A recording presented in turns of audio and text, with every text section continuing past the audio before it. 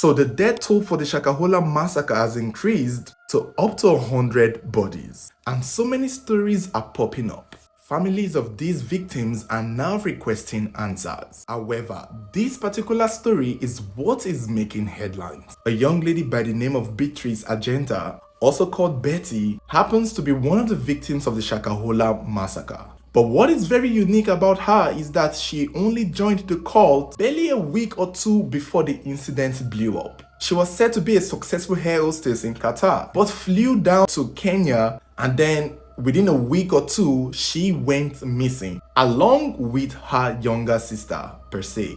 Now, the story is a bit shaky, but this is what we're able to get. Betty had a son, and she left the child for her parents and went to chase her dreams in Qatar to be a air hostess, which she got. Somewhere along the line, her parents joined the cult, the Pastor Paul Mackenzie Ntenge's church or cult in Shakahola. It's not clear if Betty was aware of this church or if Betty was probably a member of the church before it became this cult that it turned out to be. But eventually, after her parents joined the church, they stopped sending her child to school. The parents told her that if you want your child to go to school, come and take him to Qatar so he will go to school there. Because Pastor Paul Mackenzie's cult forbids education, forbids people with jobs. Like if you have to join his church and his cult and his congregation, you would have to give up everything to chase salvation or to chase Christ. And that was why her parents stopped sending her son to school, despite she sent them money, apparently. Now, fast forward to March, it turned out that the child had an accident which eventually he lost his life from while in Shakahola there, because from what we are hearing, the child is also part of the victims. So when she came to Kenya, she met her best friend and gave the best friend a necklace that contained the name of her child. The friend did not even know what was going on, but the friend could tell that Betty looked like a shadow of herself. It's almost as if she had probably already begun her fasting and she knew the end of that fasting. She knew that by the time she was done fasting, she would probably be on her way to seeing Jesus. But the friend did not get it.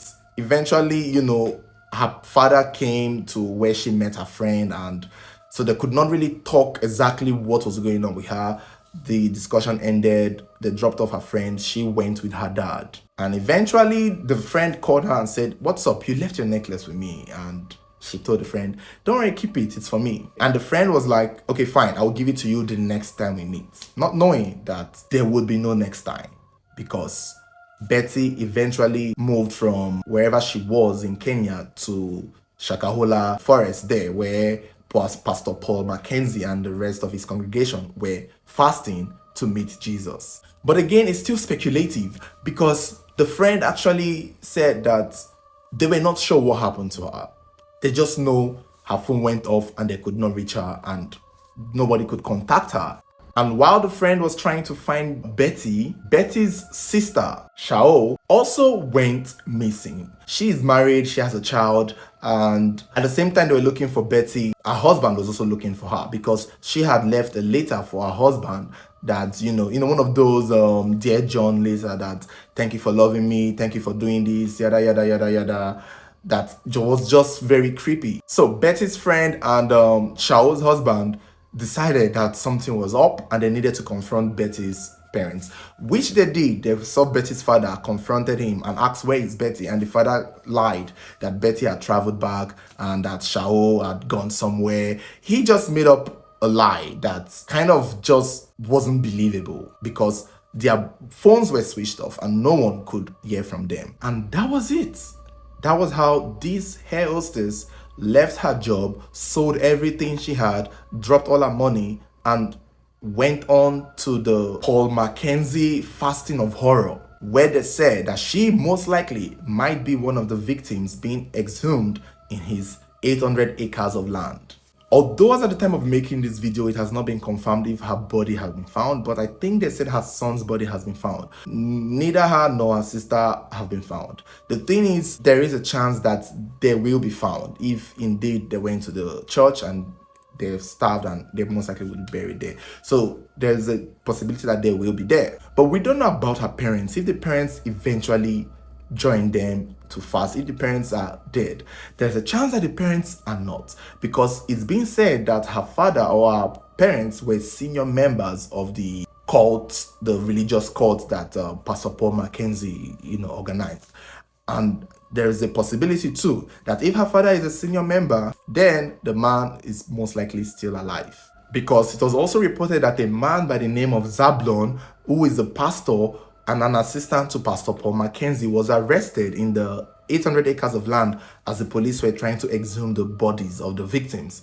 They said they found him reading the Bible, and he was, first of all, said to be rescued because they thought he was part of the victims. Eventually, it turned out that he was an assistant to the cult leader himself. And when they asked him, he said that he was praying, but he hadn't started fasting. By this time, many people, all these single victims have been buried there. They've all fasted and they've all died. But he said he hadn't started fasting, that he will start by June. And he was going to do it with all the senior members of their religious cult. Which, to me, feels like there could be more. Because I knew from the onset that Pastor Paul Mackenzie could not do this all by himself. He would need more people. And since he had this guy, and since we're talking about Betty's parents being senior members, they too probably are among the senior members that he was waiting for them to all do it. Which means they were waiting for the regular people in the congregation to all do it first and go first before they joined them. Except now that it has all blown up and it's looking like they will be the ones to answer for it. What happened to Betty, and what happened to her sister, and what probably happened to her son? Because I don't believe that accident thing, he fell from a story building. Nah. Another thing I don't believe in this Shakahola forest story is the fact that these victims died of starvation. I don't believe that. And I've expressed that in our previous video because there is just something off about it. It doesn't make sense to me that these victims, all 100 and counting of them, died from hunger. It doesn't. Since that they have a hierarchy of people in this cult that are the ogas at the top and then the regular ones, there is a chance that maybe these people's deaths were directly caused and impacted by these men themselves. I don't believe hunger could kill all these people the way it did. It seems to me that these people may have gotten hungry to a point, and then one of their executive in this religious cult finishes them off, because we know that Pastor Paul Mackenzie is already answering a case for starving and suffocating two previous supposed members, which means that these victims were murdered. They did not starve to death. They starved to a point and eventually had their life taken from them in order to fulfill whatever ideology that they are trying to. It's just unfortunate for Betty because look at her. She's a pretty young, educated woman who had a very good job. But for some reason, I guess due to pressure from her father, due to manipulation from these elders, she was successfully brainwashed.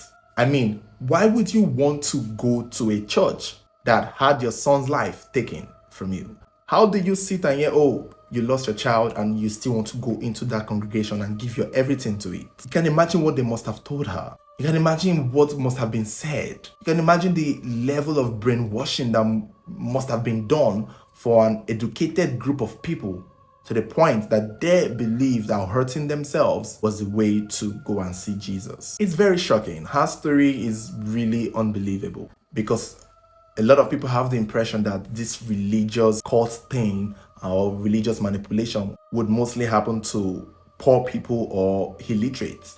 However, this is what we're seeing. Many of the victims of the Shakahola Forest Massacre are well-to-do men and women who had jobs, lives, careers, and were very educated. It's shocking.